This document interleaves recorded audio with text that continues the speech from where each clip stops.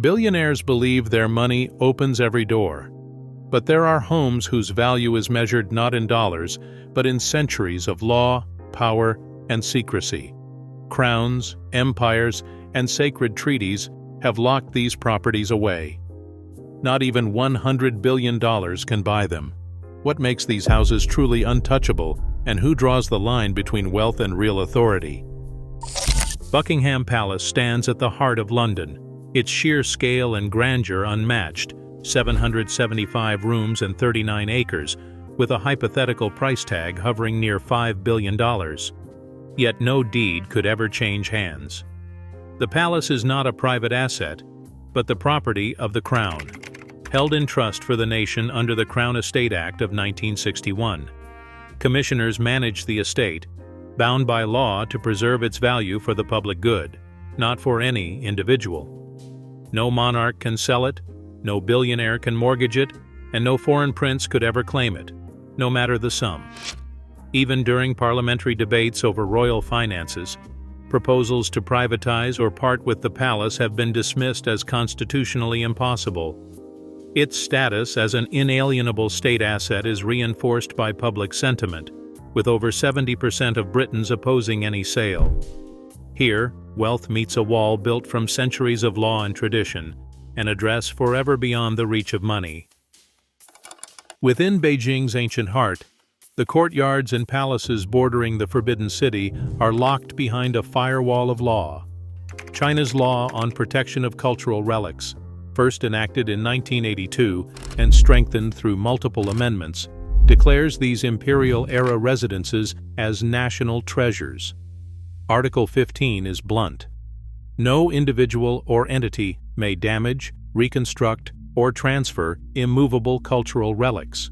Ownership rests solely with the state. No billionaire, no matter their offer, can claim title. Administrative enforcement is strict, and even minor breaches have led to high-profile legal cases and public condemnation. Beijing's municipal regulations add further layers, forbidding any use beyond preservation. These rules are not just bureaucratic hurdles, they reflect a collective will to guard heritage from private hands. Here, wealth is powerless against the doctrine that some places belong to history, not to the highest bidder. The aura of imperial China remains intact, protected by statutes that place the nation's memory above any fortune. Within the walls of Vatican City, the Apostolic Palace stands as a symbol of authority, untouched by commerce. Its sovereignty was secured in 1929 when the Lateran Treaty recognized the Vatican as an independent state, forever separating its territory from the market forces of Italy. Article 14 of the treaty forbids any sale or transfer of this land without the consent of both the Holy See and the Italian government, a scenario that has never occurred. Canon law goes further, declaring ecclesiastical property sacred and inalienable, immune to private deals or commercial speculation. The palace itself is more than a residence. It holds archives, works of art, and treasures whose value cannot be measured in currency. Here, the Pope's authority is absolute, rooted in spiritual tradition rather than legal title or market value. No billionaire, no matter their fortune, can even approach the idea of ownership. In the Vatican, money holds no sway. Spiritual power and centuries-old law render the notion of a sale unthinkable. Antilia rises over Mumbai like a billionaire's fever dream, 27 stories of glass, steel, and marble, designed to the Ambani family's every whim. No two floors match. A private temple sits above a ballroom, and a snow room chills in the Indian heat.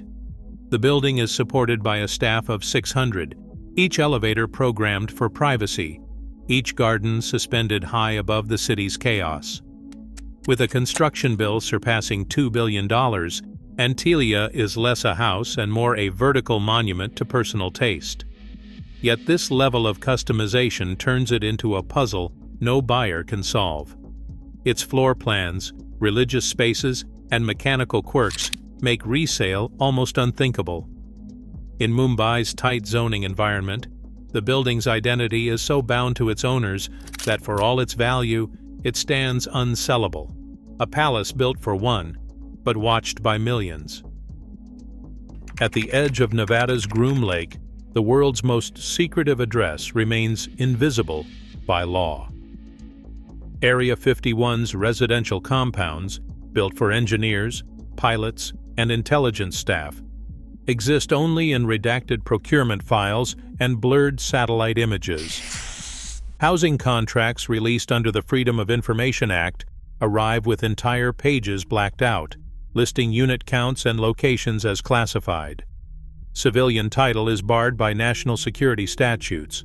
Even the richest Americans cannot own, visit, or inherit these homes. Black budget funding, drawn from taxpayer dollars, insulates every structure from market logic, and property records are erased by executive order.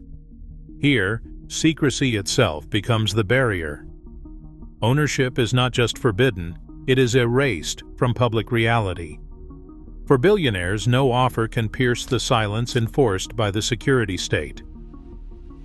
For the ultra-wealthy, the desire to possess what cannot be bought becomes its own pursuit. When laws, tradition, or secrecy block outright ownership, the next best thing is access, secured through leases, invitations, and alliances. Billionaires have hosted private gatherings on Necker Island, where Richard Branson's approval matters more than any sum. Political estates like Chevening House in England are never for sale, yet they remain the scene of closed-door meetings for those with the right connections. Even the most exclusive clubs, Soho House and private palaces in Istanbul, offer membership, not deeds, to a select few. Studies show that for those with fortunes beyond $500 million, status is now measured by who is allowed in, not what is owned. As one sociologist put it, at a certain level, money stops being power. True power is exclusion. True power isn't about what money can buy, but what remains forever out of reach.